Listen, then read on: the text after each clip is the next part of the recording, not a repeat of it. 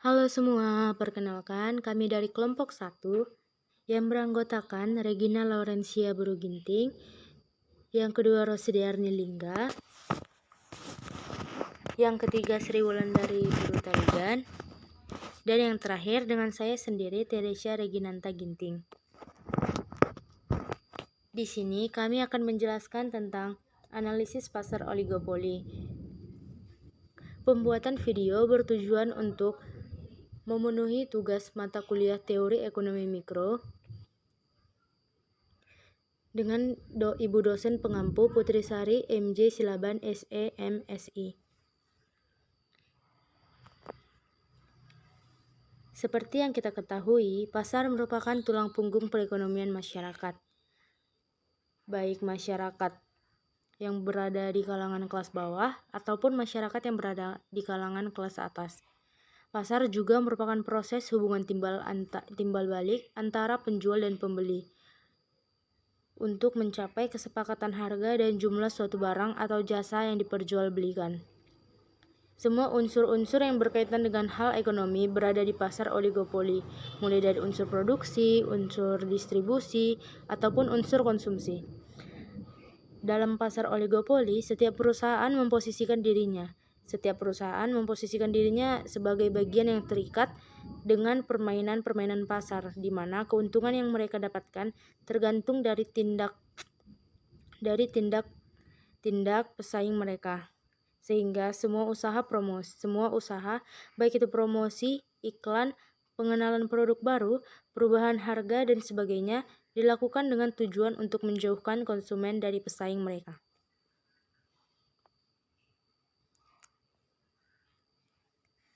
Materi yang akan kita bahas pada hari ini yaitu pengertian oligopoli, penyebab munculnya pasar oligopoli, ciri-ciri pasar oligopoli, jenis-jenis pasar oligopoli, model pasar oligopoli, kurva permintaan dalam pasar oligopoli, hambatan masuk pasar oligopoli, serta kelebihan dan kekurangan oligopoli.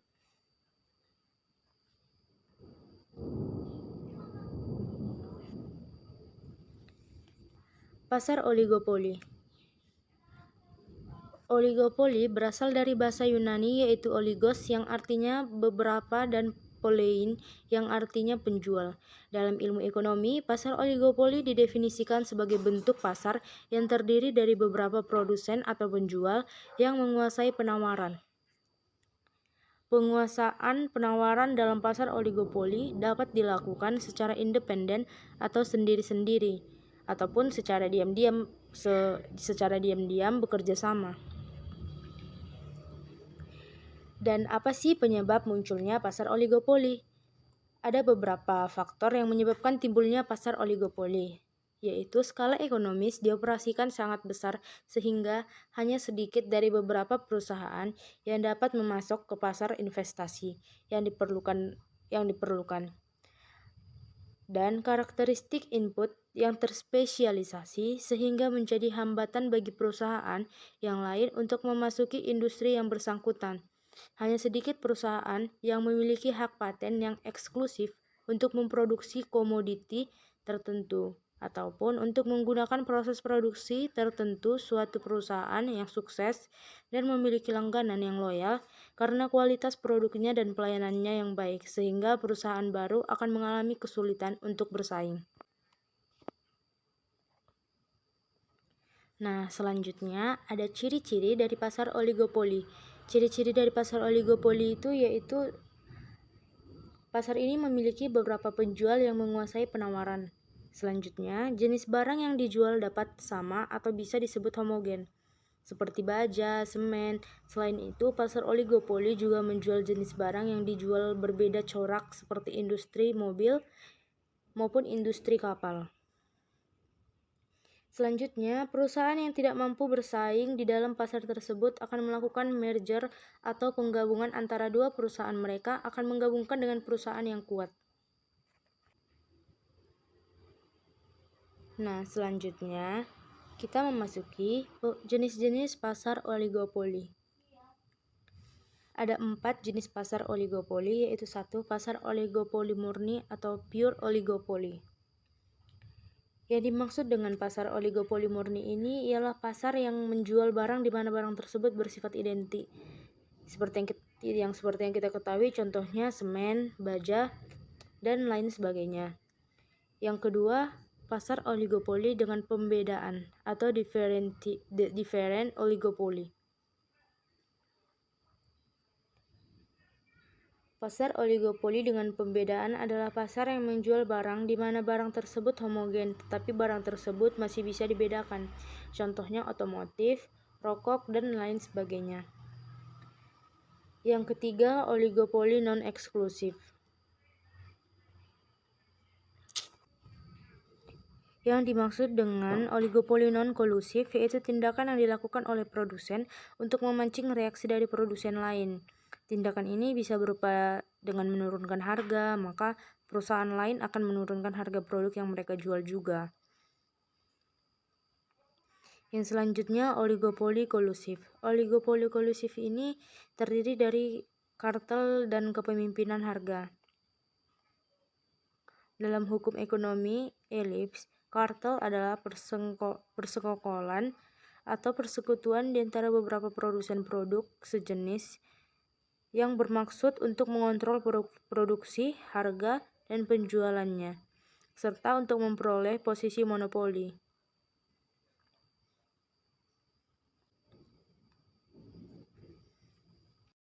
Model dari pasar oligopoli.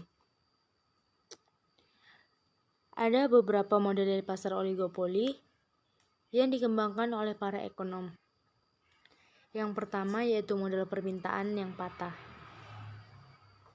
Model ini dikembangkan oleh PM Sweji tahun 1939. Sweji beranggapan bahwa kalau ada produsen dalam pasar oligopoli yang berusaha menaikkan harga, maka ia akan kehilangan langganan karena tak ada produsen lainnya yang bersedia menaikkan harga. Namun malah sebaliknya, produsen dalam pasar oligopoli tidak dapat memperluas pasar dengan menurunkan harga sebab para pesaing akan menurunkan harga dengan tingkat yang lebih rendah lagi. Akibatnya terjadilah perang harga. Yang kedua yaitu model Carnot atau Carnot model.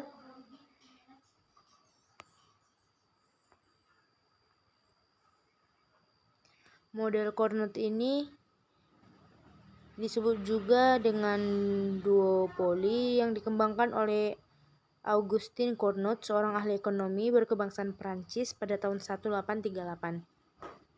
Asumsi utama dari model ini adalah bahwa jika perusahaan telah menentukan tingkat produksinya,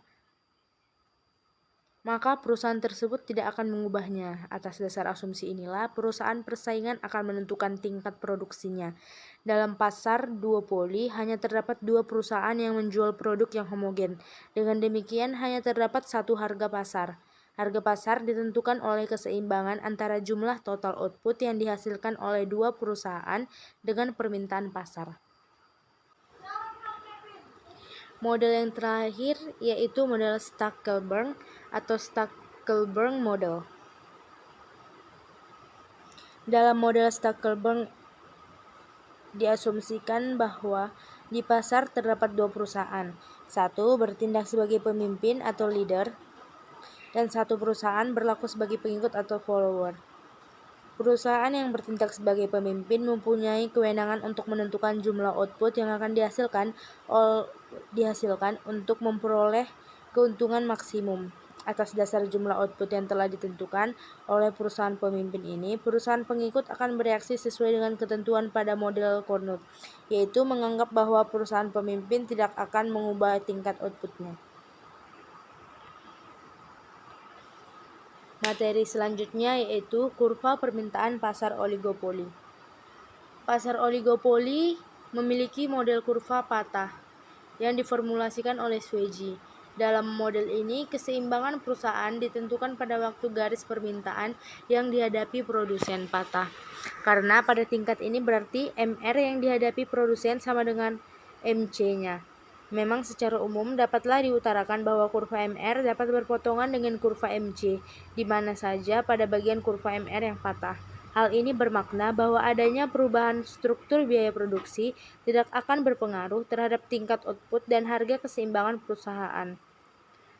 Berbentuk patah, kurva permintaan yang dihadapi oligopolis ini mencerminkan perilaku oligopolis di pasar, yaitu apabila ia menurunkan tingkat harga jual, maka ia mengharapkan produsen pesaingnya akan mengikuti kebijaksanaannya. Akan tetapi, kalau ia menaikkan harga jual, maka produsen pesaingnya tidak akan mengikuti kebijaksanaannya. Materi selanjutnya yaitu hambatan-hambatan masuk pasar oligopoli. Ada beberapa faktor hambatan yang dianggap paling penting sebagai rintangan suatu perusahaan baru yang akan memasuki suatu industri. Hambatan yang pertama yaitu skala ekonomis atau economic of scale. Skala ekonomis ini menggambarkan suatu kondisi bahwa semakin banyak produk yang dihasilkan, maka biaya produksi per unitnya akan semakin mengecil. Oleh sebab itu, bila terjadi permintaan yang sangat banyak, maka perusahaan-perusahaan lama lebih mudah dalam mengisi kesempatan tersebut, karena perusahaan tersebut telah berproduksi secara efisien. Keadaan seperti inilah jelas menyulitkan pendatang baru untuk memasuki pasar.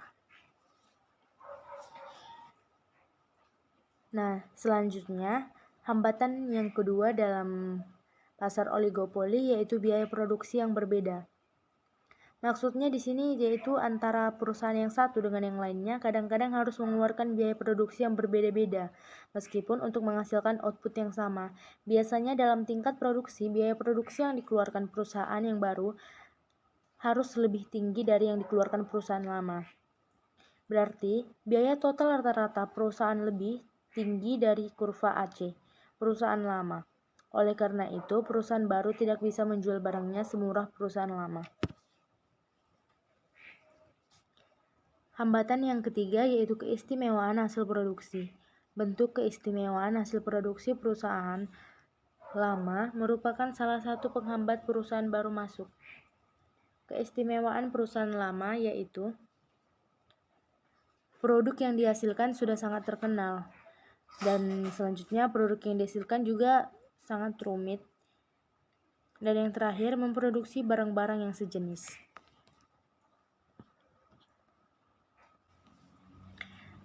Materi selanjutnya, kelebihan dan kelemahan pasar oligopoli. Kelebihan dari pasar oligopoli diantaranya jumlah penjual di pasar sedikit karena membutuhkan dana investasi yang cukup besar. Yang kedua, dengan sedikitnya penjual, maka dapat mengendalikan harga pasar dalam tingkat tertentu. Yang ketiga, terjadinya perang harga akan menguntungkan konsumen. Yang keempat, konsumen dapat memilih produk sesuai dengan keinginannya karena memiliki banyak pilihan.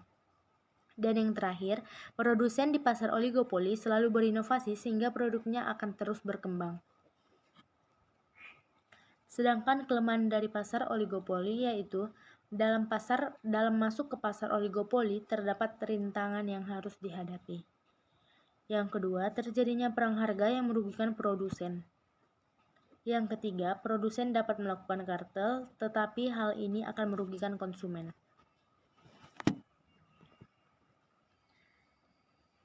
Maka dengan pemaparan materi yang telah saya paparkan, dapat kita tarik kesimpulan bahwa oligopoli berasal dari bahasa Yunani yaitu oligos yang artinya beberapa dan polein yang artinya penjual.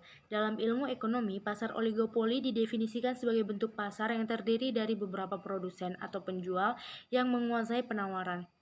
Produk yang dijual dalam pasar oligopoli yaitu produk yang dapat dibedakan antara output satu dengan yang lainnya ataupun produknya tidak akan dapat dibedakan.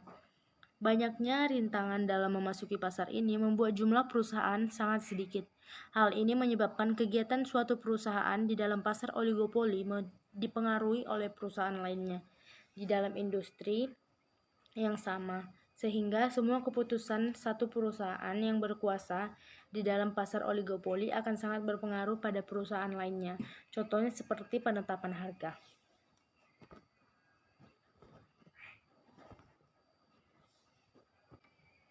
Maka dengan demikian ditutuplah